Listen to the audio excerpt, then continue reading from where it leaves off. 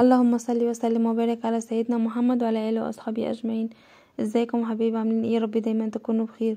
كل سنه وكلكم طيبين، تعود علينا وعليكم الايام بخير يا رب. هنعمل بقى معاكم مسقعه اقتصاديه جدا، موفره لكل حاجه بجد. جربوها هتعجبكم جدا، حلوه جدا، موفره للزيت. وبصوا يعني بجد المسقعه دي انا كنتش بحب اعملها خالص، بسبب ما هي ما كانت بتاخد زيت كتير جدا وبتتعبنا بقى من كتر الزيت اللي هي كان. البتنجان ده عامه بياخد زيت كتير جدا، فعشان كده انا بحبها جدا، بس ولادي بيحبوها. بس ما كنتش بحب اعملها كتير بصراحه عشان بتاخد زيت كتير وبتتعبنا. بس اعملوها، جربوها معايا المره دي بالطريقه دي وهتعجبكم جدا. بصوا مش تاخد زيت معاكم خالص، وانا والله العظيم يعني بصوا انبهرت بالنتيجه بتاعتها وفرحت جدا بصراحه ان هي طلعت كده. بس انا معايا بقى هنا البتنجان.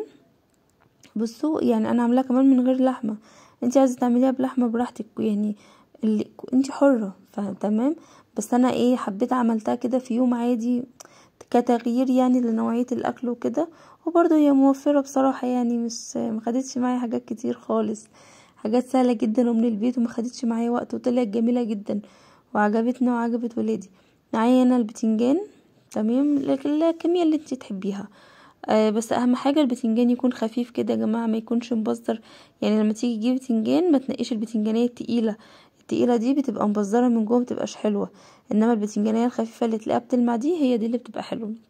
تمام. وقشرته معايا زي ما انتم ما شفتوني كده، قشرته. بقشر يعني بشيل حته واسيب حته، بشيل حته واسيب حته، زي ما انتم شايفين بتديني شكل حلو جدا. هو مش عشان حاجة، بس بتديني شكل حلو قوي في التقطيع يعني. وطبعا احنا اهم حاجة ان احنا التقطيع ده اهم حاجة، الشكل يعني.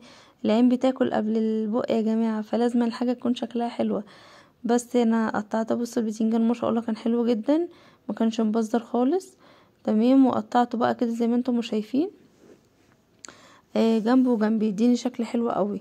وبصوا زي ما انتوا برضو ما شايفين انا مقطعه يعتبر كله مقاس واحد، ما تقطعيش واحده رفيعه وواحده تخينه، لا قطعي كله زي بعضه علشان لما تيجي تسويه كله يستوي زي بعضه. وبرضو ما تقطعيش البتنجان بتاع المسقعه ما يبقاش خفيف قوي، عشان البتنجانيه لما تيجي تقليها او تحطيها في الفرن فاهمين ما تبقاش شاربه، ما تبقاش خفيفه معاكي وتنشف. لا خلي الحته كده تبقى تخينه كده شويه، كلها تبقى زي بعضيها. بص ما شاء الله شكله كان تحفة بجد، حاجة يعني تفتح النفس والله، يتاكل كده ني من غير اي حاجة.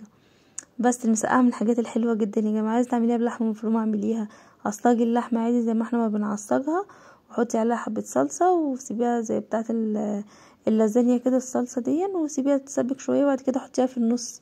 تمام. برضو بتبقى حلوة جدا، بس يعني مننا وبنعمل مسقعة موفرة فهي حلوة من غير لحمة يعني. برضو كل واحد حر في اللي هو بيعمله. كده بقى انا جبت معايا البتنجان رصيته في الصينيه، دهنت الصينيه دهنة زيت.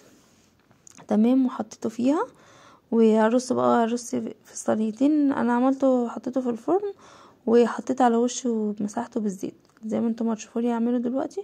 وحطيته في الفرن، عمل شويه في الفرن وبعد كده طلعته وحطيته في الصينيه. موفر جدا ولا خد معايا زيت ولا اي حاجه خالص. تمام. لان البتنجان ده انتوا طبعا عارفين ان هو بياخد زيت كتير، بس طبعا الزيت بقى غالي طبعا الايام دي، عشان نعمل صينيه مسقعه احنا عايزين نعمل حاجه موفره. فهي احنا لو عملناها زي ما بنقليها في الزيت عمرها ما هتبقى موفره خالص يعني، فاهمين؟ بس هي كده كانت حلوه جدا وكمان كانت خفيفه، كانت بيبقى فيها زيت كتير جدا في الصينيه بعد طبعا ما نستوي. بس كده بقى جربوها بجد بالطريقه دي وتعجبكم جدا. انا والله الطريقه دي يعني هي جت في دماغي كده، انا ما شفتش حد خالص عملها، ولا بصراحه كنت اول مره اعملها، ان هي جت في دماغي وانا واقفه ان انا احطها في الفرن وحطيتها والنتيجة كانت روعة بصراحة. جربوها وانتوا هتشوفوا بنفسكم من غير ما اقولك يعني. بس كده جبت معايا رشة زيت ودهنتها كلها ورحت حطها في الفرن من غير بقى ولا رشة ملح ولا فلفل ولا اي حاجة خالص. انا بس انا كده كده هتطعم طبعا البتنجان لما يتحط مع الصلصة وكده. هنا بقى انا بعمل التسبيكة بتاعت المسقعة. جبت معايا حلة وفيها حبة زيت وفيها فصين توم مدقوقين مع حتة فلفل بس. ولما خلاص هتبتدي تصفر رحت حط حبة خل، وبعد كده انا كنت ضاربة القوطة بتاعتي وحطيتها، كنت طبعا مصفياها.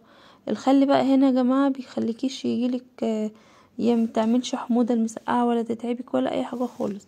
بس احط لها بقى شوية فلفل اسمر واقلبها واسيبها تتسبك شويه مع نفسيها، وبعد كده خلاص هطفي عليها.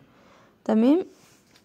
انا بقى معايا بقيه دي البتنجانيه الاخيره، انا سايباها عشان اقليها، عشان اوريكم ايه اللي بيتقلي في الزيت واوريكم اللي بيتحط في الفرن. وده الفلفل اللي انا كنت مقطعاه برضو، كنت غسلاه ومقطعاه معايا. وهنا برضو البطاطس كنت مقطعاها معايا ان انا احمرها. برضو البطاطس ما بتقطعهاش رفيع قوي عشان ما تنشفش منك، تبقى طريه كده شويه. بصوا بقى البتنجان ده احنا طبعا هنقليه في الزيت، فمش هينفع نرش عليه ملح. ليه؟ الملح هيخليه ينزل الميه بتاعته ومش هينفع. فبتعفريه كده بحبه دقيق صغيرين. الدقيق ده مبيخلوش يشرب زيت كتير، يعني زي ما بتحطيه البتنجان ده اول ما بينزل في الزيت تحسيه بيشرب كل الزيت اللي في الطاسه قوي. انما لما تحطيه بحبه، ترش عليه حبه دقيق كده تعفريه بالدقيق، لا مش بيشرب زيت بس قليل، يعني فاهمين؟ مش اللي هو طبعا الدقيق مش بيمنع ان هو بيشربش الزيت خالص، لا هو بيشرب زيت برضو بس بيبقى قليل، اقل من ان انتي تحطيه كده. بس انا حبيت بس اوريكم اللي انا قليته برضو في الزيت كان عامل ازاي. بس كده انا هقليها معايا، يعني مش تاخد حاجه، بكونش طبعا معليه النار عليها وخلاص هي اتعملت معايا. فانا هطلعها من الزيت، انا طبعا مسرعه لكم الفيديو عشان ما اطولش عليكم الفيديو يعني. بس هي كده خلاص، هنزل التانية يا دوبك اصل هي كانت بتنجانيه واحده ما كانتش كتير، بس هحمرها برضو كده على طول. وانا طبعا قبل البتنجان انا كنت محمره البطاطس.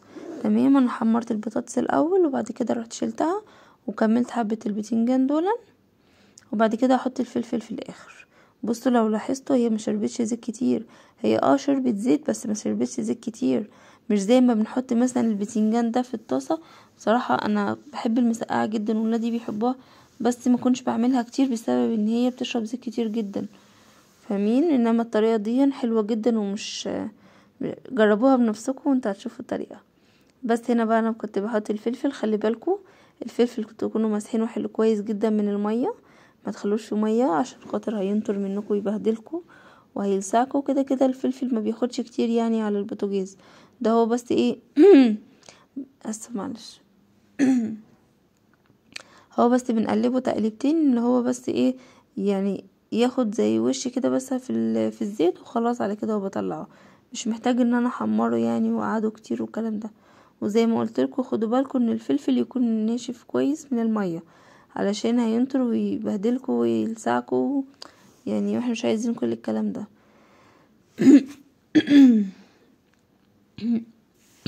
كده الفلفل كان خلاص اتعمل تمام، هطلعه بقى من النار.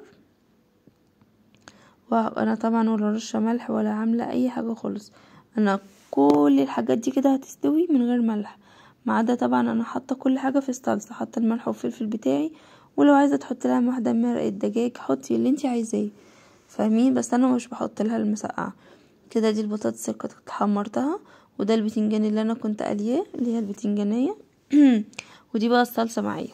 بصوا بقى ما نحط الاول حبه صلصه من تحت، وانا طبعا بظبط طعم الصلصه بتاعتي. ده بقى البتنجان اللي انا كنت حاطاه في الفرن. بصوا حلو جدا يا جماعه بجد والله العظيم تحفه، جربوها وانتوا هتعجبكم جدا. ممكن برضو تعملوها اكله في رمضان، بس تعملوها باللحمه المفرومه، يعني زي ما انت عايزه تعمليها كده اعمليها، زيتوا من كتر الاكل وعايزين حاجه تغيير كده تكون اقتصاديه وحلوه وخفيفه، هتعجبكم جدا برضو تعجب ولادكم. وحاجه برضو حلوه معموله في البيت احسن من بتاعت بره طبعا كتير. لو عجبكم الفيديو متنسوش طبعا تعملوا له لايك وتعملوا له اشتراك في القناه عشان يوصلكوا كل جديد. انا بفرح جدا لما بلاقي حد عمل لي كومنت، بجد ربنا يخليكم ليا يا رب ويكبر بخاطركم كلكم زي ما بتكبروا بخاطري. بس كده بقى انا كنت رصيت الطبقه الاولانيه من الاول حطينا صلصه، وبعد كده حطينا طبقه بتنجان، احاول اظبط البتنجان ان انا اقفل كده كل الطبقات. بس وحطينا بقى البطاطس، انا بحب البطاطس كتير في المسقعه يا جماعه، يعني بحس ان هي اصلا بتدي طعم للمسقعه بتبقى جميله. بس انا كده برص البطاطس كويس تمام، واحط بقى ارص عليها الفلفل، ارش الاول حبه صلصه عليها وبعد كده احط عليها الفلفل من فوق. بس بعد كده بقى اروح رص عليها الفلفل من فوق تمام. ولو هتعملوها بلحمه مفرومه بعد ما بتحط البطاطس تحط عليها حبه صلصه كده، بتروح حط عليها، مش تحتاجي بقى ان انت تحطي عليها صلصه لان انت تحط اللحمه المفرومه، تروحي حاطه اللحمه المفرومه، وبعد كده تروحي حاطه عليها، تكوني بقى ما حطيتيش كميه البطاطس كلها طبعا، بتحطي حبه الاول وبعد كده بتحطي اللحمه المفرومه، وبعد كده بتكملي عليها البطاطس من فوق. تمام. وتحطي بقى الفلفل وزي ما انا عملت كده، وفي الاخر بقى برص طبق البتنجان في الاخر. بصوا انتوا لو خدت بالكم لاحظتوا ممكن تلاقوا البتنجان اللي اتحط في الفرن ده اغمق شويه من اللي اتحط من اللي اتعمل في الزيت. بس طبعا خدوا بالكم اللي اتعمل في الزيت دون هو متعفر بالدقيق، فطبيعي اصلا لازم يطلع لونه فاتح. تمام. التاني هو مكانش غامق ولا حاجه، بس هو كان دبل شويه من الفرن فادى اللون دون.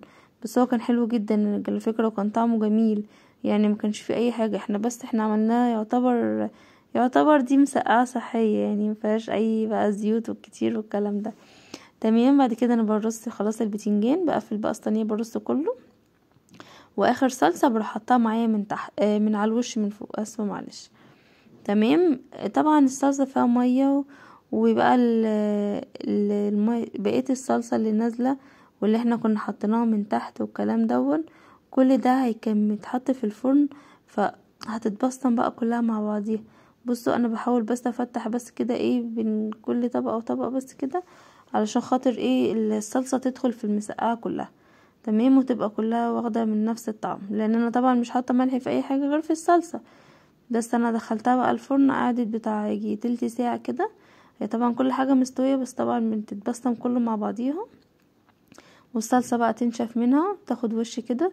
كانت حلوه جدا جدا جدا يعني، انا مهما ما اقول لكم مش قادره اوصف لكم هي كانت حلوه ازاي. والله العظيم يا جماعه بصوا زي ما بعملها كاني بقى البتنجان ده دي كمان احلى واخف. والا بقى لو عملتها باللحمه المفرومه تبقى تحفه. جربوها باي طريقه انتوا عاوزينها، وحطوا بقى معاه عيش محمص كده في الفرن وتبقى تحفه، وجربوها. بصوا ما شاء الله كل حاجه هي كانت سخنه جدا، بس كل حاجه كانت مستويه فيها. دي البطاطس طبعا انا محمراها، بس طبعا مش بحمرها قوي زي ما كاننا بناكلها. وهنا ده البتنجان معايا، وكانت حلوه جدا يا جماعه، جربوها وبألف هنا، ومستنيه رايكم. والسلام عليكم ورحمه الله وبركاته.